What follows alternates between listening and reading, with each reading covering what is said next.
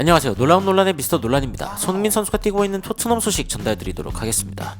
최근 토트넘의 공격진에 한 명의 선수가 더 추가되었습니다. 손흥민 선수의 부재 때문이라고 이야기할 수도 있는데 바로 티모 베르너 선수가 토트넘에 오게 되었고, 그런데 사실은 토트넘에게는 티모 베르너보다 더욱 급한 영입이 하나 있습니다. 바로 이 센터백이 부재한 상황이기 때문인데, 이 센터백에 대한 백업이 굉장히 필요한 상황에서 지금 라두 드라고신에 대한 이야기가 지속적으로 화제가 되고 있습니다.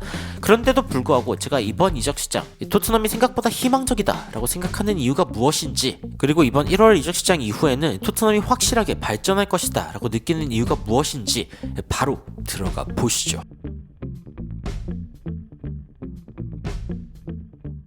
일단 토트넘의 공격 옵션을 살펴봤을 때 이 주전 선수들만 보면은 나쁘지 않습니다. 근데 이제 문제가 뭐냐면 손흥민 선수가 아시안컵으로 떠났다는 점이죠. 이 부분이 결국에는 토트넘에게 굉장히 큰 부담이 될 수밖에 없는데, 다행히 6개월 임대로 티모 베르너를 데려오면서 이 문제를 해결했습니다. 스카이 스포츠에서는 이게 좋은 영입인가? 라는 어떤 질문에 대해서 나쁘지 않은 영입인 것 같다라고 이야기를 하고 있고, 이 안제 포스테코글루 감독 체제에서 과연 이 티모 베르너가 어떤 가능성을 폭발시킬 수 있을 것인가? 이 부분이 이제 좀 화두로 올라오고 있습니다. 하지만 현재 토트넘의 가장 핫한 토픽은 역시 수비수 보강이겠죠. 네, 지금 토트넘의 수비수 중에서 센터백을 뛴 선수들을 딱 봤을 때 원래는 로메로와 반더벤 이 두 선수가 이제 주전인데, 그런데 이제 이 두 선수가 나오지 못하는 자리를 다이어, 데이비스, 에메르송 등이 이제 나와서 채우는 그런 상황이 되니까 이거 토트넘 진짜 센터백의 뎁스가 심각하다라는 이야기가 나왔고, 다행히 1월 초부터 이 드라구신의 영입에 돌입해가지고 이 토트넘이 굉장한 진전을 이루어냈습니다. 그런데 이제 민헨이랑 붙게 되어가지고 민헨도 이 드라고신을 원한다라는 이야기가 나온 순간부터 약간은 좀 암울한 그런 상황이라고 이야기할 수 있겠죠. 일단 토트넘이 영입을 완료한 티모 베르너 같은 경우에는 어느 정도로 스탯을 보여주고 있냐라고 했을 때, 라이프치히에 있을 때 159경기 95골을 넣으면서 굉장히 좋은 활약을 보여줬습니다. 하지만 첼시에서 좀 부진한 활약을 보여준 뒤에 다시 라이프치히로 돌아가가지고 54경기 18골을 기록하고 있고, 이전과 같지 않다라는 이야기가 나오고 있죠. 하지만 이 부분이 뭐 단순히 티모 베르너의 잘못이냐라고 이야기했을 때 꼭 그렇게 보기 어렵다라는 이야기도 나오고 있습니다. 티모 베르너라는 선수 자체가 일단 토트넘의 전술이랑 더 어울리는 선수인 것은 맞다라고 이야기가 나오고 있기 때문에 기대할 만한 부분이다라고 이야기가 나오는 거죠. 그런데 문제는 이제 드라구신이 과연 올 수 있을 것인가? 이 부분이 이제 토트넘에게는 굉장히 큰 관건인데, 일단 드라구신과 토트넘의 다른 센터백들을 비교했을 때 이 반더벤과 로메로 같은 경우에는 11경기, 15경기에 출장을 했고, 데이비스 로얄 같은 경우에는 14경기, 15경기 출장을 했습니다. 그리고 이제 로얄 같은 경우에는 클린시트가 단 하나도 없습니다. 데이비스는 하나가 있고, 그리고 로메로 반더벤 같은 경우에는 무실점 경기, 클린시트를 4번, 5번 했다고 나오고 있고, 드라구신 같은 경우에는 3번 이렇게 기록을 하고 있습니다. 근데 이제 주목할 만한 부분은 인터셉션, 그러니까 공을 빼앗는 부분, 가로채기의 부분에서 드라구신이 굉장히 높은 수치를 보여주고 있어서 로메로와 좀 비슷한 모습, 둘 다 호전적인 선수로 알려져 있죠. 성향이 좀 비슷하다고 알려져 있고, 그리고 이제 이 듀얼 석세스, 그러니까 상대방이랑 공을 경합하는 과정에서 공을 뺏어내는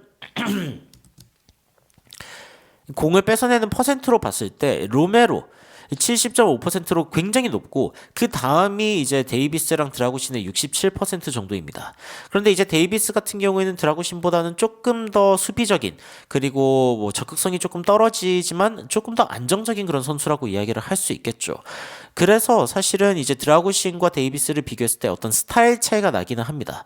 하지만 태클 수 같은 경우에는 데이비스가 드라구신보다 앞서는 부분이 있고, 그리고 일단은 경기 수 자체를 좀 덜 치른 상황이기 때문에 이 데이비스가 센터백으로의 어떤 능력이 올라오고 있다라는 것도 좀 확인이 되는 부분입니다. 그래서 이제 이 드라구신의 영입 과연 어떻게 될 것 같냐라고 이제 전문가들이 예상을 하는데, 아무래도 민행 갈 것 같지 않냐라는 이야기가 지금은 조금 더 대세적인 것 같습니다. 선수가 이제 뭐 민행과 토트넘의 제안을 받으면은 당연히 팀 이름만 보면은 민행으로 가고 싶겠죠. 미넨으로 가고 싶을 것 같은데, 어떤 이야기가 나오냐면은 미넨은 지금 김민재가 1옵션이다 라고 이야기를 하고, 제가 저번에 이야기할 때는 데리우트 그리고 우파메카노 같은 선수들이 2선발 3선발이라고 생각을 했는데, 생각보다 투엘 감독이 이 데리우트를 별로 안 좋아하는 것 같다, 그러니까 스타일이 좀 안 맞는다 라는 이야기가 나오고 있는 거죠. 그래가지고 이제 드라구신을 데려와가지고 오히려 선발로 쓸 가능성도 지금 이야기가 나오고 있습니다. 근데 이렇게 되면은 이제 토트넘이 데리우트를 데려오면 되지 않냐 뭐 이런 얘기가 나올 수 있긴 하지만 뭐 여하튼 이제 두 팀이 목표가 다르죠. 이 토트넘 같은 경우에는 4위 진입만 하면은 어떻게 보면 성공적인 시즌이다라고 이야기를 할 수 있지만 미넨 같은 경우에는 지금 해리 케인을 데려오면서 무조건 우승을 해야 된다라고 지금 생각을 하고 있거든요. 리그도 그렇고 챔스도 그런데 그런데 이번 시즌 이제 바이에른 미넨이 그 레버쿠젠과의 어떤 리그 우승 경쟁도 있고 그리고 챔피언스 리그 우승은 항상 쉽지 않죠. 그렇기 때문에 보강이 좀 필요한 부분은 맞다. 그러니까 토트넘과 미넨 둘 다 수비수 보강이 필요한 건 맞고 다만 이제 필요성에 있어서는 토트넘이 더 필요해 보인다. 그러니까 이제 더 많이 뛰기 위해서는 토트넘으로 가는 것도 좋은 선택이 될 수 있다라고 이야기가 나오고 있습니다. 그런데 제가 최근에 이 이적 관련된 영상들을 보면서 놀라는 부분은 토트넘에 대한 이야기가 굉장히 많이 나온다는 겁니다. 실제로 베르너가 지금 토트넘과의 계약을 확실하게 맺고 지금 이제 토트넘에 입단한 상황인데 그런데 지금 드라구신 같은 경우에는 이제 뭐 하이제킹을 당했네 뭐 어쨌네 이야기가 나오고 있고 근데 이 이적에 대한 이야기 중에 토트넘의 이야기가 진짜 많습니다. 진짜 많고 이 부분이 저는 굉장히 고무적이다라고 생각을 하고 있습니다. 왜냐면은 레비 회장이 마음을 바꿨다라고 하는 또 하나의 증거가 될 수 있기 때문입니다. 레비 회장은 악명이 높죠. 제가 저번 영상에서도 설명해 드렸지만 이 레비 회장이 이 1월에 특히 1월에 했던 그 많은 이적들 중에 그러니까 지난 12월에 10명의 선수들을 데려왔는데 그 중에 7명의 선수가 무려 이 데드라인 데이 그러니까 마지막 날에 1월 31일 넘어가는 그 날 즈음에 온 겁니다. 심지어 뭐 1월 넘어가고서 데려온 곳도 있습니다. 뭐 프리미어 리그나 아니면 유럽 리그가 아니라면은 그러면은 이제 1월 지나서도 데려올 수 있는 케이스가 있기 때문에 그래가지고 이제 뭐 라이언 넬슨 같은 경우에 1월이 지나서 들어오기도 했습니다. 그러니까 토트넘이 악명 높은 게 뭐냐면은 결국에는 상업적으로 선수들을 사고 팔고 그러니까 끝까지 뭔가 흥정을 하고 레비의 그 악마의 흥정이 어떻게 보면은 토트넘의 이적 시장의 가장 대표적인 어떤 컨셉 아닙니까? 그래가지고 이제 퍼거슨 같은 감독들은 레비랑 진짜 상종도 하기 싫다. 다시 한번 레비랑 협상하는 일이 없었으면 좋겠다. 뭐 이 정도로 막 진저리를 칠 정도의 그런 사람이 바로 레비인데 여러분들 1월이 지금 3분의 1 지나갈까 말까 한 이 상황에서 벌써 한 명의 선수를 데려왔고 그 다음에 두 번째 선수까지 데려올 수 있다라는 이야기가 나오고 있는 겁니다. 이 정도의 페이스면요 진짜 천지가 개벽했다 라고 이야기를 할 수 있는 대목이죠. 그러니까 어떻게 보면은 안제 포스테코글루 감독이 이 선수들을 빨리 데려오기를 원한다라고 하는 그 이야기를 레비 회장이 승인하고 그래 그렇게 하자라고 따르고 있다라고 이야기를 할 수 있는 부분이죠. 이 부분이 저는 굉장히 인상적이다라고 생각을 했습니다. 그리고 드라구신의 이야기에 굉장히 집중이 되어 있지만 사실은 토트넘 같은 경우에는 드라구신의 대안에 대해서도 리저브 리스트 그러니까 대안적인 어떤 리스트를 가지고 있는 상황입니다. 그러니까 만약에 드라구신을 데려올 수 없다라고 했을 때 other center backs 그냥 다른 센터백을 데려올 수 있다라는 이야기가 벌써 나오고 있는 겁니다. 토트넘은 이번에 사실은 토디보 선수부터 시작해가지고 원하는 선수들의 목록이 있었죠. 그런데 이제 드라구신의 영입에 굉장히 가까워졌기 때문에 지금은 드라구신의 사과가 굉장히 화제가 되고 있지만 이 드라구신의 이야기가 좀 길어지면서 하이제킹을 당한 토트넘 입장에서는 그 다음 옵션 같은 경우에는 제가 봤을 때는 크게 소문을 내지 않고 속전속결로 끝낼 가능성도 있습니다. 물론 뭐 이게 토트넘이 원한다고 그렇게 되는 건 아닐 수도 있지만 적어도 토트넘이 이번 상황을 통해서 배운 게 있다면은 사방팔방 자랑을 해봤자 다른 팀들만 끼어드는구나 라는 거를 알게 되는 거죠. 이거는 뭐 이적 시장의 당연한 이치 중에 하나고 다이어를 내주고 드라구신을 데려가려 한다고? 드라구신은 누군데? 이러면서 미넨이 살펴봤겠죠? 나쁘지 않은데? 하고 이제 다이어 대신 또 데려오려고 하고 결국에는 드라구신이 미넨으로 갈 확률이 높다라는 이야기까지 나오고 있는 상황이니까 토트넘 입장에서는 이 부분을 좀 반면교사로 삼아서 다음 이적 같은 경우에는 조금 더 속전속결로 끝내야 하지 않을까라는 생각이 듭니다.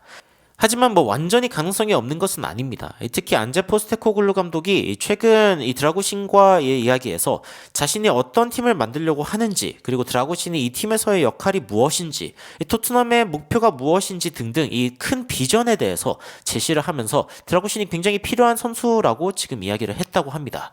그래서 만약에 드라구신이 자신이 더 필요하다라고 느끼는 클럽이 토트넘이고 그리고 토트넘에서 더 성장을 할 수 있다라고 생각을 한다면 토트넘을 고를 확률이 없는 것은 아니죠.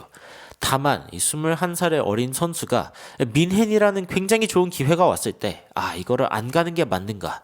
내 커리어의 고점을 빨리 찍을 수 있다라는 점에서 고민을 할 수밖에 없는 상황이고, 그런데 더 재밌는 것은 이 토트넘과 민헨 사이에 고민을 한다는 겁니다.